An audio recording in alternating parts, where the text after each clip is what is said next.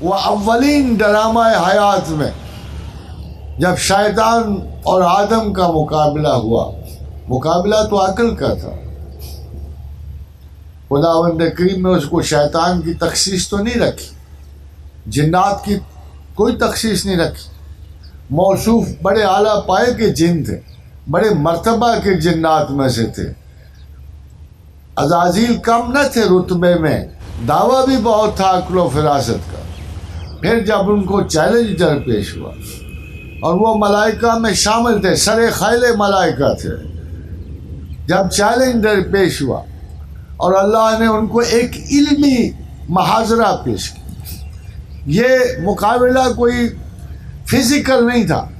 100 metre کی دوڑ کا نہیں تھا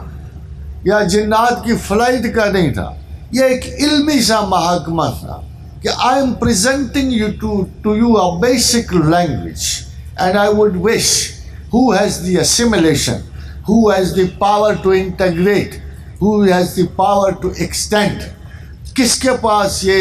ذہانت موجود ہے کہ لفظ کو لینگویج میں بدل دے، ایک حرف سے کلمات بنا لے،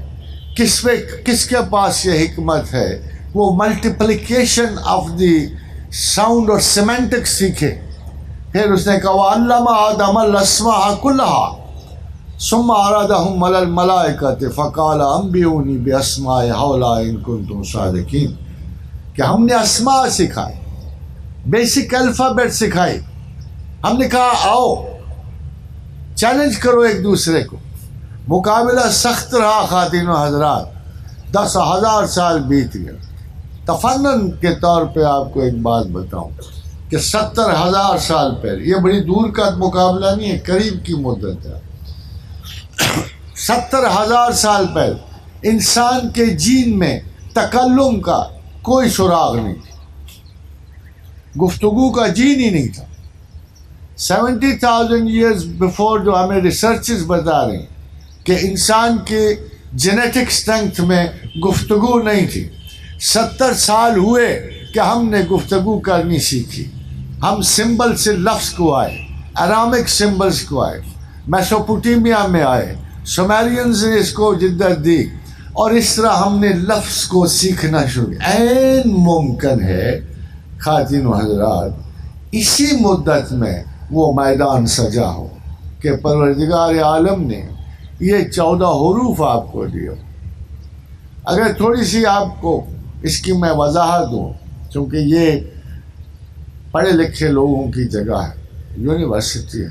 place of high culture, literature and understanding, تو میں آپ کو تھوڑی سی بات بتاتا چلوں۔ جیسے آپ نے قرآن میں لفظ پڑھا گا طٰہٰ ما انزلنا علیک القرآن لتشقیٰ، اے سردار، اس کا جو ترجمہ آپ پڑھو گے قرآن میں وہ سارا ایک جملے پہ مشتمل کہ اے سردار یا محمد، ہم نے قرآن کو مشقت کے لیے نہیں اتارا۔ مگر خواتین حضرات بات تھوڑی سی پیچھے چلی جاتی ہے، بات کہاں جاتی ہے؟ ابتدائی سمبل، سب سے پہلے جو تویا، جس کو آپ توئے بولتے، سب سے پہلے یہ پہیے کے سمبل کی طرح آیا، it was the symbol of the wheel, اور ہاں جو ہے اس طرح ایک آدمی ہاتھ کھولے ہوئے رستے پہ کھڑا ہوتا ہے، he is considered to be a leader, ایک استاد ہے، لیڈر ہے، اور تاہا جو ہے وہ آپ کو پہیا انسانی زندگی کی سب سے پہلی آسانی، غور سے سنیے پھر آپ کو قرآن سمجھ آئے گا۔ پہیا انسانی معاشرت کی سب سے پہلی آسانی ہے، اور جب یہ کہا گیا کہ پہیا آیا تو انسانی پروگرس نے کم از کم 10 گنا ترقی کرنی شروع کر دی، بوجھ بٹنا شروع ہو گیا، اور جانوروں کو اور پہیوں نے مل کر انسانی بہت ساری تکالیف کو آسان کر دیا۔ خواتین و حضرات ضرورت یہ پڑی کہ قرآن حکیم میں اللہ نے ایک سیدھا سادہ سا رستہ جو بہت آسان ہوتا وہ آپ کو سکھانا تھا، وہ آپ کو بتانا تھا۔ اس کے لیے جو سمبل استعمال ہوئے کہ طٰہٰ ما انزلنا علیک القرآن لتشقیٰ، یہ پہیا اور یہ لیڈر ایک آپ کو ایسا رستہ پہ چلانے جا رہا ہے، ایسے طریقے پہ چلا رہا ہے جو سب سے زیادہ آپ کی زندگی گزارنے کے لیے آسان ہوگا۔ قرآن کو ایک مکمل آسان طریقہ زندگی کی طرح پیش کیا گیا۔ خادم حضرات ذرا غور کیجئے، شرع کا ڈکشنری مطلب کیا ہے؟ شرع کس کو کہتے ہیں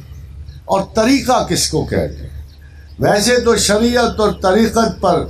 لاتائل قسم کی گفتگو ہوتی رہتی ہے، کبھی زمین کا کبھی آسمان کا نظارہ، عجیب شاہ جنوں کا خرام آوارہ۔ اگر اس طرح کی گفتگو آپ دیکھیں، بٹ یو بینگ اسٹوڈنٹس، آپ طالب علمان علم ہو، آپ کو ضروری ہے کہ کسی چیز کی تحقیق کے بغیر کوئی آپ بات نہ کیا کریں، اور ضروری ہے کہ جب آپ کوئی بات ایسی کرو، ایسی ضرور بات کرو کہ جس کو دنیا جھٹلا نہ سکے۔ ہماری شہرت ایز اے قوم، ایز طالب علم،